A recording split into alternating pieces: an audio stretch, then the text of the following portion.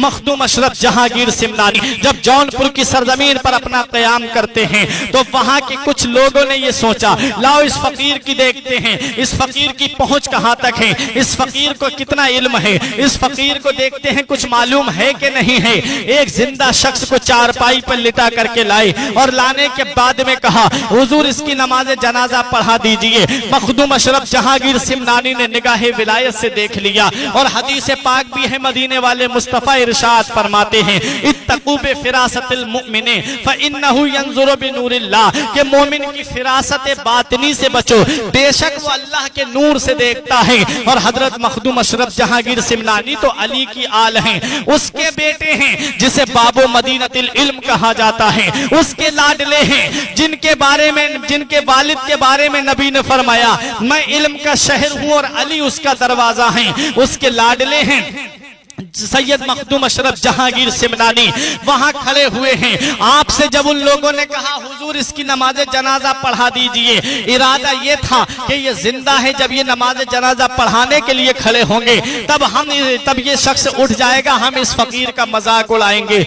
हम इस फकीर की हंसी बनाएंगे। जरा संभल के फकीरों पे तबसरा करना, जरा संभल के फकीरों पे तबसरा करना। ये लोग पानी भी सूखी नदी से लेते हैं। अल्लाह वालों के मकाम और मर्तबे को तुम क्या जानो, अल्लाह वालों की शान को तुम क्या जानो, अल्लाह वालों के मर्तबे को तुम क्या जानो। नबी फरमाते हैं, मोमिन की फिरासत बातिनी से बचो, वो अल्लाह के नूर से देखता है। और मखदूम अशरफ जहांगीर सिमनानी ने नूरे विलायत से देख लिया कि ये शख्स जिंदा है। आपने पहले टालने की कोशिश की, जब उन लोगों ने ज्यादा इसरार किया, फरमाया पढ़ा देता हूं, जिम्मेदार तुम होगे। उन्होंने कहा, हुजूर आप पढ़ा दीजिए। जब आप नमाज जनाजा पढ़ाने के लिए खड़े हुए, जब आपने पहली तकबीर कही, लोग समझ रहे थे कि ये अब उठेगा। जब आपने दूसरी तकबीर कही, लोग समझे कि ये अब उठ करके भागेगा, हम इस फकीर का मजाक उड़ाएंगे।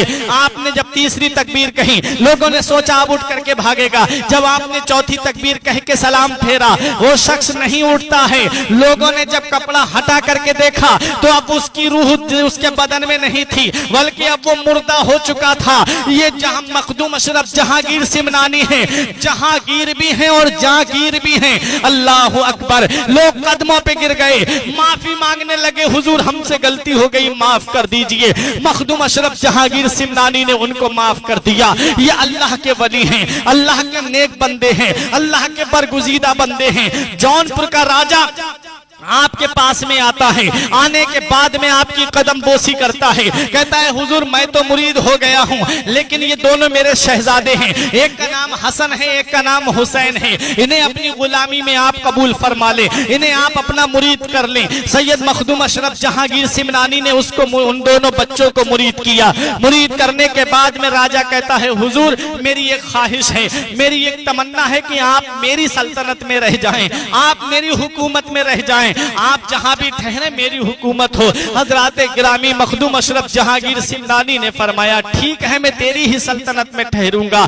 आओ जरा देखो कि किछौछा शरीफ से लेकर के इधर दिल्ली का एरिया जो आता था, ये फिरोज शाह तुगलक का एरिया लगता था। और किछौछा शरीफ से उधर चले जाइए आप, जौनपुर बिहार बंगाल उड़ीसा का कुछ हिस्सा और उधर बांग्लादेश का हिस्सा, ये मशरिकी इलाका कहलाता था। और यहाँ जौनपुर का राजा हुकूमत करता था।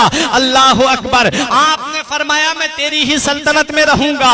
किछौछा शरीफ मेन सरहद पर है, किछौछा शरीफ से पीछे को इधर दिल्ली का एरिया शुरू होता था, फिरोज शाह तुगलक का एरिया शुरू होता है। और मखदूम अशरफ सिमनानी ने जहां कयाम किया, किछौछा शरीफ से पूरब का इलाका जो था वो मशरिकी इलाका कहलाता था। अल्लाह अकबर।